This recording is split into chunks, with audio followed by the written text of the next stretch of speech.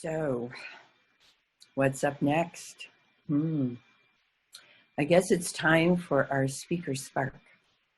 We always call our speaker a spark because the speaker is offering something that what she is offering may ignite something in us. And we may see or hear or feel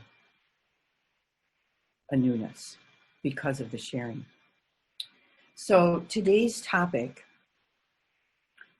our speaker says, according to A Course in Miracles, forgiveness is a new beginning and the key to happiness. Again, how appropriate. Of course, forgiveness always has a place, doesn't it? And she says, forgiveness is when you recognize that the power you thought another person has over you doesn't exist. It's just a story we keep telling. Forgiveness starts with the willingness to have a loving relationship with ourselves. When we are willing to forgive, we are creating a new future, and the gift is entirely for us. Today, our speaker will share the miraculous experiences both she and her clients have had as a result of forgiveness. The power of love is the guidance that is offered to lead herself and clients back to their heart, to who they truly are, connecting with their own inner wisdom. Our speaker is an advanced certified life coach, along with being a student and teacher of A Course in Miracles. She specializes in one-on-one coaching and facilitates workshops and a weekly Course in Miracles study group in Princeton throughout the year. She has been dedicated to studying many spiritual teachings over 29 years. So we welcome back again our speaker. So let's open our hearts and give a warm circle welcome to Randi Suskin.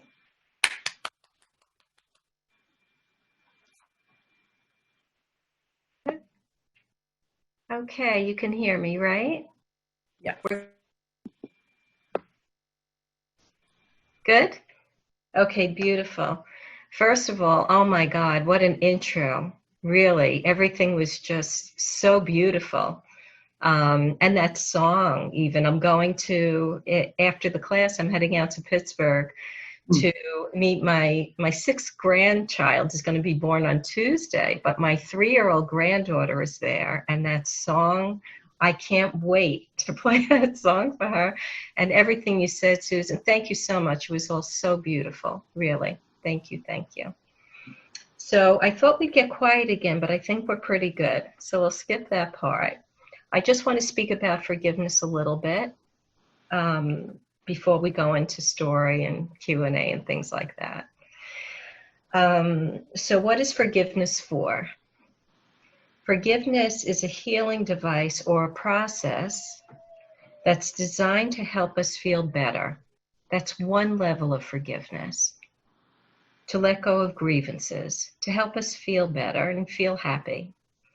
But on another level, we can use forgiveness to change our experience of the world and the way we perceive it. The real purpose of forgiveness is to restore our awareness to the oneness that we all share. I think it would be fair to say in some area of your life right now, there's an opportunity to forgive. It's a process that takes place when we let go of fear and choose to love instead. It's miraculous in that it breaks down the barricades that shut off our heart and soul from the most divine and abundant experiences. We're being encouraged to choose forgiveness because we deserve to experience only love in our life and on our spiritual journey. This may sound a little odd, but when we come to see that what makes forgiveness necessary is a sense of guilt or a sense of judgment that we impose upon ourselves and others, then we can see through the process of forgiveness and become able to remove more and more of the judgments that we've made. We start to discover the weight that our judgments have had on us, the oppression we subject ourselves to through this process of making judgments.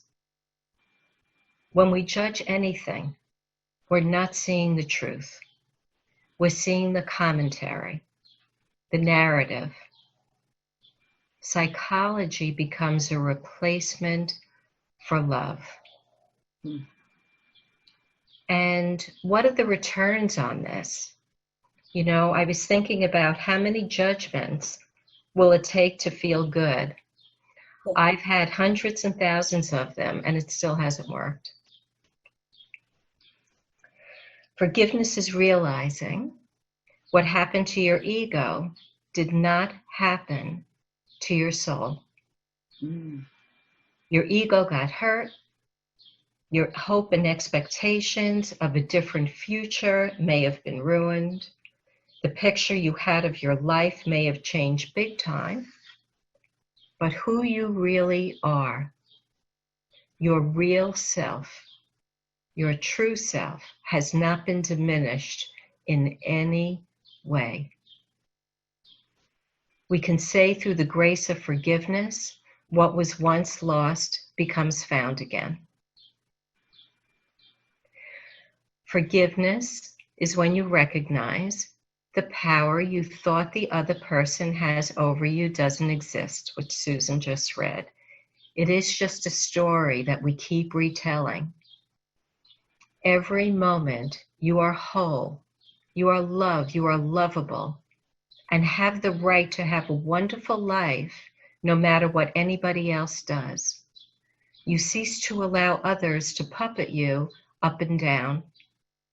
It's about you reeling in the line and choosing what works and doesn't work for you. For decades, I identified with and retold, mostly to myself, the story regarding the abuse that I went through when I lived for 10 years with my mom and her second husband. I don't do that anymore, unless I'm bringing it up in a situation where it can be helpful like this one. After forgiving him, the ability it gave me to move forward in my life is truly indescribable. The openness of my heart, the downloads of joy and wisdom and inspiration and knowing of truths that now have the space to land, to come through me, are remarkable. My mom has been gone for almost 11 years, but her husband is still here. I speak to him a few times a year briefly. He always asks me to come down and visit him. I won't do that. But he always says, I don't know what it is, Randi, but whenever I speak to you, I feel better. And I know that it's because I've forgiven him. Quite honestly, it's one of those that really, may not have deserved it, so to speak. But what we want to do is we want to recognize that we are doing this for ourselves, for our well-being. The gift is for ourselves. And forgiveness works for people who are currently in our lives and those who have passed. I've had clients who have forgiven people like their parents who have passed on a long time ago, and they have finally been able to let go of the grievances, the resentments, the limitations, the state of mind of lack, of not having or being enough, the inability to trust, and moving to being able to love much more fully and actually become excited about their lives. Forgiveness, again, starts with the willingness to have a loving relationship with ourselves. It's an act of self-love. That's why we're doing it. We're not doing it to be nice. We're not doing it because we should or to be spiritual. Our past may not have been so great in some ways, but our future does not have to be like that. Some of us are still fighting for a better past or a past that was fair. But to be happy, we have to be willing to let go of our past suffering. We may not be realizing that unconsciously we're valuing suffering. Yeah. That was an important moment in my life when I decided, I made a conscious decision not to keep on valuing suffering. It didn't stop entirely in that moment. None of these things do. We're all works in progress and need to keep revisiting these things. But setting that clear intention took me a long way. And somebody asked me, how did you know you were valuing suffering? And I said, because I was suffering. As we become more conscious, we can make better choices. Forgiveness is letting go. Happiness is letting go. When you choose one, you choose the other. It can take great courage and willingness to let go and be happy again. Initially, we may encounter the full force of our identification with an attachment to the story or stories, to feelings like anger, grief, guilt. We may encounter resistance to letting go. We've kind of gotten used to it.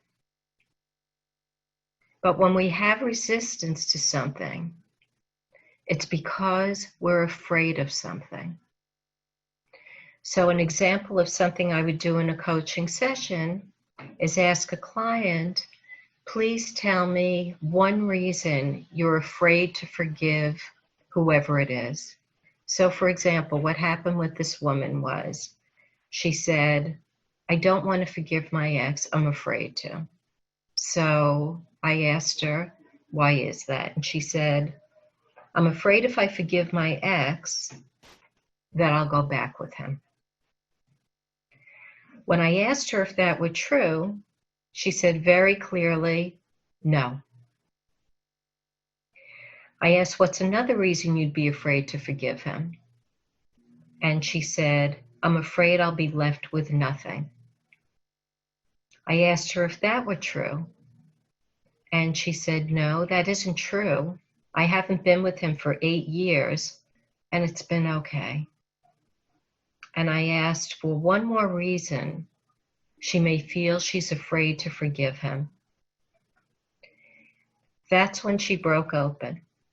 And she said, because I'd have to forgive myself. That was the doorway to her healing. That's what inquiry does.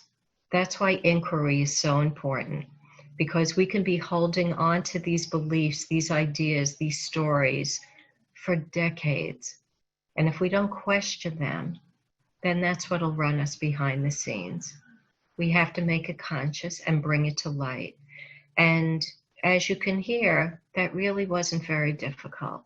I mean, it just took a couple of minutes and it enabled her again. We were able to take it from there, and she's healed beautifully from that. That's why inquiry is important. We can even meet the pleasure of holding on to resentment or grievances. Can anybody here relate to that? Be honest. Can we be a little self-righteous? There's a certain pleasure in holding on. It can actually feel like a comfort. We've gotten used to it, but it's a dark comfort. And this isn't necessarily a simple journey. It takes courage to find out who we are without our wounds. There's a phrase it's called treasured wounds. And our attachment to these treasured wounds delays our decision to let go. One of my teachers, Alan Cohn, said at a class he was teaching, he asked everybody to introduce themselves. And one woman said, "My name is Linda. I've been a victim of child abuse." This was how she introduced herself to everybody. All he asked for was their name, but that became her identity. The more we hold on to a grievance, the more we start to identify with it. We may have been identified with the grief and the wounds for a long time. Eventually, the grievance becomes so familiar that our ego integrates it into our self-image and our story. And we could be afraid that if we were to forgive, we may be left with nothing, so to speak. It can feel like a death, but that doesn't turn out to be true. We can learn from the past, but we aren't meant to live in it. The one great truth about the past is that it isn't here anymore. It says in the Course, the past is over. It can touch me not. The past doesn't exist. And as Louise Hay always said, our point of power is always in the present moment. That's what's real. And most people, when asked, they can name their treasured wounds, right? We can name the reason we've chosen to stay unhappy, or maybe even have given up on happiness. Who will consider making the decision to stop hurting themselves with it, since it doesn't hurt anybody as much as it hurts you? It offers absolutely nothing of any value. The Course says love holds no grievances. It isn't saying we shouldn't have grievances. It's saying love holds no grievances. There will come a time when we hold no grievances. Grievances are what we experience on the ego level rather than on the soul level. To help us on an ego level, with our friends, family, our competitors, our enemies, we have to call upon the soul to support us in this process. And look at the cost to hold on to a grievance. And what does it cost to let it go? It's free. Unless we value things like suffering or needing to be right, being stuck in our lives, living on repeat, not being ourselves, or doing the things we'd like or have come here to do.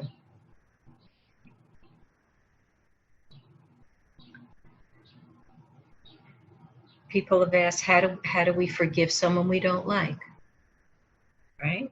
We recognize what we don't like is we don't like their behavior. We may not like their attitude, but that doesn't mean that we can't like the essence of who we are. We just don't like the way they're showing up.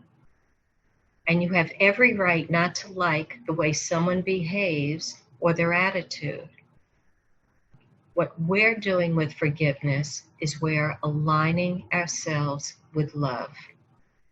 We're aligning ourselves with love because we want to align ourselves firstly with our true nature, which is love. And we want to align ourselves with the most powerful force in the universe, which is love. So we align ourselves with love through forgiveness. That doesn't mean they're going to turn into an angel. That means that you're now aligned with love. And because you're aligned with love, that means you're not playing the role of victim anymore. You're not playing small. You're not trying to attack someone. You're not in some kind of drama where you're trying to get revenge. So in other words, you're released. You're free now. But love isn't naive. Love is just going to help you see the essence of who they are, but also to understand this person does not always come from their essence. That's what forgiveness is fundamentally for. It's to help you connect to your heart and your true power again. The key here is our self-image, our ego, is not the one who does the forgiving. It doesn't work that way. What we do is we surrender to forgiveness and we let forgiveness change us. We let forgiveness change our perception. We let forgiveness do the work of forgiveness. We let love do it. We just make ourselves open and available to be changed by love. If we think we have to do it, we're in trouble. It isn't something we do. It's something we surrender to. The self that you think you are cannot do it. But the self that you truly are can. Malcolm Forbes said, too many people undervalue who they are and overvalue who they are not. It says in the chorus, I will not value what is valueless. So you bring this person to mind and you let love bless this relationship and remember that you are blessed. And in truth, this person is blessed and you hold that. You ask for a miracle, and the miracle is to have this relationship be forgiven. We can't know beforehand the amazing outcomes that forgiveness brings. For example, I spoke with my ex a few years ago. We've been divorced for quite a long time. And when we were divorced, he was quite honestly devastated for a very long time. And I spoke to him a few years ago at my daughter's house because we have a wonderful relationship. And I apologized to him. I said, I am just so sorry for any kind of hurt or pain that I caused you. And he thanked me. He said, you know, Rand, he said, if that hadn't have happened, that arrogant, angry person that I was may still be here. Now, to me and the kids, he was wonderful. To the world, I wouldn't even call him angry and arrogant. I mean, sometimes it was just kind of like silly ego stuff. But he really feels that that is what moved him to be able to let that go. So I have to say that of all the responses that come when I work with people with forgiveness, there's a particular exercise that I do that seems to be truly helpful and guide them through everything. Honestly, they're better than I could imagine. I never imagined that. If he would have said it's okay, I would have been happy. But for him to say thank you after knowing what he went through, that's only love can do that. I mean, I couldn't have imagined that. I had a client many clients who have holding resentment towards their exes for many years. But this one in particular, this man I spoke with recently, when we were done with the session, I asked him how he felt about everything. They had been divorced for 9 years, and a lot of big dramatic bad things that happened. And when I asked him at the end, how are you feeling? He said, it never happened. So that was lovely. And another client who had long-standing issues with an employee, we'll call Margaret. At the end of the session, I said, how are you feeling now about Margaret? And she said, Margaret who? So it's amazing. And essentially, forgiveness is giving us an opportunity to have another lifetime within this lifetime.